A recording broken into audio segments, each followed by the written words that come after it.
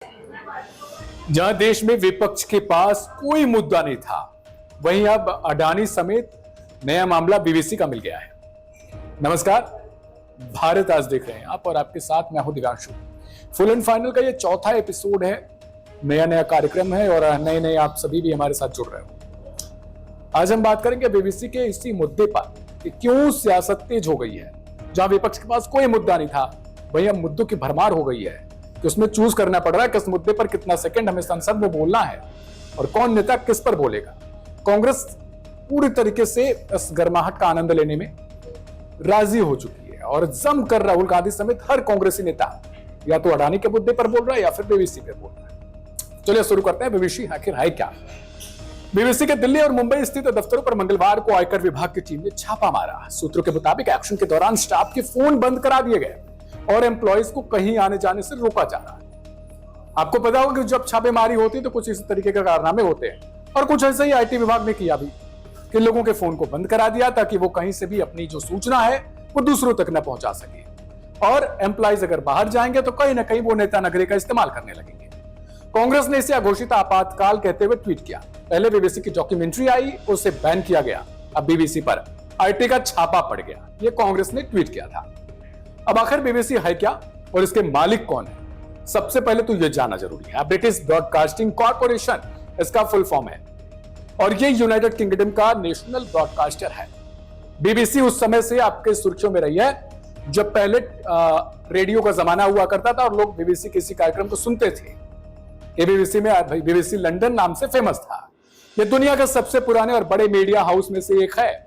इसकी पूरी दुनिया में तकरीबन 35,000 कर्मचारी हैं। यानी आज भारत में बहुत सारे चैनल आपने देखे होंगे जो नंबर 1 होने का दावा करते हैं, लेकिन उसी भारत में उसी नंबर 1 चैनलों की धाराओं में एक बीबीसी भी बहता रहता है। यह बीबीसी 40 भाषाओं में खबरें प्रसारित करता है, यानी अन्य देशों में भी इसके जो हाउसेज हैं वो हैं न्यूज की। 18 अक्टूबर 1922 को बीबीसी की शुरुआत एक प्राइवेट कंपनी के तौर पर हुई थी। 1926 में इसे यूनाइटेड किंगडम ने सरकारी संस्था बना दिया। तब से आज तक बीबीसी रॉयल चार्टर के तहत संचालित होती है। हालांकि अपनी कवरेज के लिए यह पूरी तरीके से स्वतंत्र बताती है, लेकिन अगर मैं आपको एक चीज बताऊं कि भारत में किस तरीके की पत्रकारिता करती है और अमेरिका समेत दूसरे देशों में या फिर यूं कहने के लिए यूनाइटेड किंगडम में किस तरीके की पत्रकारिता करती है, यह आपको बीबीसी का बीबीसी पूरा इतिहास बता देगा। अब कहना तो यह है कि स्वतंत्र है वो पूरी तरीके से। रॉयल चार्टर में बीबीसी का उद्देश्य भी लिखा गया है। इसके मुताबिक बीबीसी को यूनाइटेड किंगडम के सभी हिस्सों और पूरी दुनिया के लोगों की समझ बनाने के लिए विधिवत, सटीक और निष्पक्ष समाचार, करंट अफेयर और तथ्यात्मक प्रोग्रामिंग प्रदान करनी चाहिए। भारत में 2 तरीके के लोग रहते हैं। एक वो जो भारतीय समाचार पत्रों से लेकर टीवी चैनलों पर विश्वास करते हैं और दूसरे वो रहते हैं जो इन्हें कोसते फिरते हैं रात दिन सपने में भी और बीबीसी को एक स्वतंत्र पत्रकारिता के तौर पर, एक एजेंसी के तौर पर देखते हैं। अब इन दोनों में अंतर क्या होता है? यह अंतर बस यह है कि आपकी मानसिकता कैसी है। अगर आप मोदी सरकार के खिलाफ जानना चाहते हो तो आपको बीबीसी देखना चाहिए। अगर चाटुकारिता चाहते हो तो आपको बड़े बड़े चैनल देखने चाहिए। यह भारत की बात रही। अब बीबीसी के हिंदुस्तानी सेवा ने अपना पहला प्रसारण आपको बता दें कब किया था, 11 मई 1940 को। इसी के दिन विंस्टन चर्चिल, ब्रिटेन ने प्रधानमंत्री भी, जो यूनाइटेड किंगडम आज का ब्रिटेन है, वहां का प्रधानमंत्री पद का शपथ लिया था। बीबीसी हिंदुस्तानी सर्विस का उद्देश्य द्वितीय विश्व युद्ध के दौरान भारतीय उपमहाद्वीप के सैनिकों तक समाचार पहुंचाना था।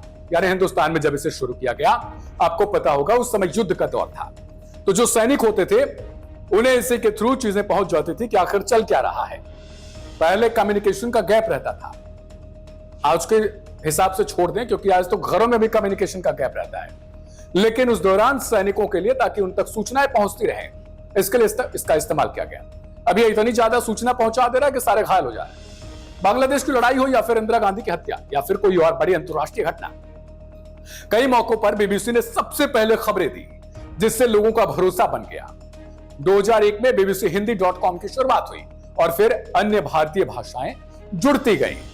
बीबीसी की फंडिंग और कमाई कैसे होती है? क्योंकि आज का सवाल तो यही है कि फंडिंग ऐसे की जाती है कि भारत के खिलाफ ये मुद्दे चलाए, भारत के खिलाफ लड़ाई करवाए, हिंदू मुस्लिम करवाए और कहीं ना कहीं एक जो समुदाय विशेष होता है या फिर एक पार्टी होती है उसके तहत ये काम करे। बीबीसी की ज्यादातर फंडिंग एक सालाना टेलीविजन फीस से आती है, जिस तरीके से अन्य टीवी चैनल काम करते हैं।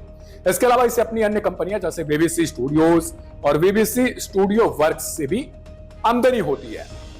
ब्रिटेन की संसद भी इसको ग्रांट कर देती है, यानी एक तरीके की जो सहायता राशि होती है जो आमतौर पर हमारे यहां सरकारी कंपनियों को दी जाती है। साल 2022 में कंपनी को तब एक बड़ा झटका लगा जब ब्रिटिश सरकार ने अगले 2 सालों के लिए वार्षिक टेलीविजन शुल्क पर रोक लगाने की घोषणा कर दी। इतना ही नहीं, सरकार ने यह भी कहा कि 2027 तक वह शुल्क को पूरी तरीके से खत्म कर देगी, यानी बैन हो गया पूरी तरीके से। अब ब्रिटिश सरकार किसी भी तरीके से बीबीसी को सहायता राशि या ग्रांटर तरीके की जो राशि दी जाती थी, राहत की खबर थी, उसके लिए वो खत्म हो गई। बीबीसी के दफ्तरों पर आयकर विभाग क्यों पहुंचा? बड़ा सवाल तो यह बनता है कि आखिर आईटी ने छापेमारी क्यों की? आयकर विभाग के सूत्रों के अनुसार बीबीसी पर इंटरनेशनल टैक्स में चोरी या गड़बड़ी करने का आरोप है। इसी को लेकर सर्वे किया जा रहा है। बीबीसी ने इस सर्वे की पुष्टि करते हुए कहा कि हम अथॉरिटीज का सहयोग कर रहे हैं और जल्द ही यह सिचुएशन सुधर जाएगी। बीबीसी के दफ्तरों में सर्वे आईटी अधिनियम 1961 के तहत अलग अलग प्रावधानों जैसे धारा 133 ए के तहत किया जा सकता है। यह कानून आईटी विभाग को छिपी हुई जानकारी जुटाने के लिए सर्वे की शक्ति देता है। इसके तहत ऑफिशियल खाते की जानकारी, दस्तावेज, नकदी, स्टॉक या अन्य कीमती सामान की जांच करने के लिए किसी भी कैंपस में प्रवेश की अनुमति देता है, यानी इन्हें किसी से अनुमति नहीं लेनी होगी। बीबीसी के ऑफिसों पर रेड के बाद कांग्रेस महासचिव जयराम रमेश ने कहा कि यहां हम अडानी के मामले में जेपीसी की मांग कर रहे हैं और वहां सरकार बीबीसी के पीछे पड़ी हुई है। आपको नहीं लगता कि जयराम रमेश बीबीसी को बचा रहे हैं? अब इनके कहने के अनुसार तो ये हो सकता है। विनाश काले विपरीत बुद्धि। अब विनाश किसकी है, विपरीत बुद्धि किसकी है, ये तो जयराम रमेश बताएंगे। कांग्रेस का लिहाजा कहना है कि पीएम मोदी पर बीबीसी की डॉक्यूमेंट्री की वजह से यह छापेमारी की जा रही है। बीबीसी पर पीएम मोदी से जुड़ी डॉक्यूमेंट्री का विवाद क्या है? हाल ही के दिनों में आप सभी को पता होगा, गुजरात दंगों में प्रधानमंत्री नरेंद्र मोदी की भूमिका पर सवाल उठाने वाली बीबीसी की डॉक्यूमेंट्री थी इंडिया द मोदी क्वेश्चन। इसको 2 हिस्सों में जारी किया गया। इसका पहला एपिसोड 17 जनवरी को और दूसरा एपिसोड 24 जनवरी को रिलीज हुआ। जिसके बाद बहुत सारे बवाल भी कटे थे, ये आपको पता होगा। भारतीय विदेश मंत्रालय के प्रवक्ता अरिंदम बागची ने 20 फरवरी को कहा था कि हमारी राय में ये एक प्रोपेगेंडा पीस है। इसका मकसद एक तरह के नैरेटिव को पेश करना है जिसे लोग पहले ही खारिज कर चुके हैं। ब्रिटेन के प्रधानमंत्री ऋषि सुनक ने भी ब्रिटिश संसद में इस डॉक्यूमेंट्री से असहमति जताई थी। अब बहुत बड़ा सवाल यह है कि जब ब्रिटेन के प्रधानमंत्री ऋषि सुनक है, भारतीय समुदाय से वो भी आते हैं, और उन्होंने कहा था कि एक डॉक्यूमेंट्री जो है उससे वो असहमत हैं, लेकिन हमारे देश में, भारत जैसे देश में सब सहमत थे।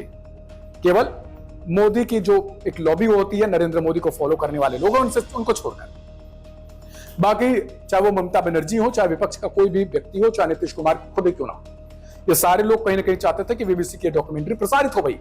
बीबीसी डॉक्यूमेंट्री का दूसरा एपिसोड रिलीज होने से पहले केंद्र की मोदी सरकार ने 21 जनवरी को इस पर प्रतिबंध लगा दिया। भाई, सरकार कुछ भी कर सकती है, ये आपको पता होगा। केंद्र सरकार की ओर से जारी आदेश के बाद यूट्यूब और ट्विटर से बीबीसी के डॉक्यूमेंट्री के लिंक हटा दिए गए, क्योंकि मोदी है तो मुमकिन है। इससे पहले भी विवादों में रही है बीबीसी की कवरेज। ये पहला मामला नहीं है जब बीबीसी विवादों में आई, ये कांग्रेस के समय भी हुआ था। अब उसी पर आएंगे। 1970 में बीबीसी की इंदिरा गांधी से भी ठन गई थी। ये मोदी ही नहीं जिन्होंने बीबीसी से पंगा लिया हो, इसके पहले इंदिरा गांधी यानी राहुल गांधी की पहले से जो एक तरीके की परिवार चली आ रही है, उसी में ये सब चीजें हो चुकी हैं पहले से। अब राहुल गांधी भले पक्ष ले लें। इस समय फ्रांसीसी निर्देशक लुइस मैले ने 2 डॉक्यूमेंट्री कलकत्ता और फैंटम इंडिया को पब्लिश किया था। इन दोनों डॉक्यूमेंट्रीज में भारत में रोजाना की जिंदगी दिखाई गई थी। भारत सरकार ने इसे भारत को गलत रूप से पेश करने वाला करार दिया। तो जब नरेंद्र मोदी बैन लगा दिया तो इसमें गलती क्या हो गई? इस डॉक्यूमेंट्री के पब्लिश होते ही ब्रिटेन में बसे भारतीयों ने इसका विरोध कर दिया। फिर अब भी विरोध हो रहा है। अब भी ब्रिटेन में जो भारतीय मूल के लोग हैं वो इस डॉक्यूमेंट्री का विरोध कर रहे हैं, और जो बीबीसी के ऊपर छापेमारी की गई उसका समर्थन भी कर रहे हैं। विरोध का यह स्वर दिल्ली पहुंचा और प्रधानमंत्री इंदिरा गांधी को इसकी जानकारी मिली। इंदिरा ने बीबीसी का दिल्ली दफ्तर बंद करवा दिया। शुक्र है नरेंद्र मोदी सरकार ने बंद नहीं करवाया, आईटी की छापेमारी ही बस करवाई है। 2 साल बाद 1972 में एक बार फिर से बीबीसी ऑन एयर हो गया, यानी फिर से प्रसारण उसका शुरू हो गया। 2008 में बीबीसी ने अपना एक नया शो लाया, भारत एक वर्कशॉप। भारत एक वर्कशॉप में काम करने वाले बाल श्रमिकों की तस्वीर दिखा दी। बीबीसी के इस शो पर भी काफी हंगामा हुआ था। याद करिए, यह ब्रिटेन का समाचार है, टीवी समाचार या ब्रॉडकास्टिंग सर्विस है, और यह ब्रिटेन की कभी सच्चाई नहीं दिखाता। इसे सच्चाई दिखानी है, स्वतंत्र पत्रकारिता करनी है तो भारत में करनी है। सरकार ने जांच की तो बीबीसी की यह फुटेज फर्जी थी। ये तो जैसा लग रहा है ना, हाथ धो के पीछे पड़ गया भारत की। मार्च 2015 में दिल्ली हाईकोर्ट ने बीबीसी की एक डॉक्यूमेंट्री को बैन करने के फैसले को सही ठहराया। दरअसल इसमें निर्भया के दोषी मुकेश सिंह को दिखाया गया था, इसलिए इसे इंटरनेट पर पब्लिश करने से रोक दिया गया। 2017 में बीबीसी ने जंगली जानवरों के शिकार से जुड़ी एक डॉक्यूमेंट्री जारी की। इससे भारत की इमेज पर गहरा असर पड़ा, जिसके बाद सरकार ने इस डॉक्यूमेंट्री पर बैन लगाने का फैसला लिया। अब आपको सोचना है कि बीबीसी और सरकार में जो ठानी है, सत्ता पक्ष और विपक्ष में जो ठाना है, वो कितना जायज है, और बीबीसी के बारे में जो कुछ मैंने बताया उससे आप कितना ताल्लुक रखते हैं, कितना जायज है ये चीजें। मैंने दोनों तरफ से रखा है, मोदी सरकार से भी और कांग्रेस की तरफ से भी, और बीबीसी का भी पक्ष रखा है, क्योंकि बीबीसी तो स्वतंत्र है, भारत के लिए कुछ भी लिख ले, लेकिन ब्रिटेन के लिए कुछ नहीं लिख सकती। लिहाजा इस चौथे एपिसोड में क्या कुछ लगा आपको, वो हमें कमेंट करके जरूर बताइएगा, और भारत आज को सब्सक्राइब करना बिल्कुल मत भूलिएगा। नमस्कार।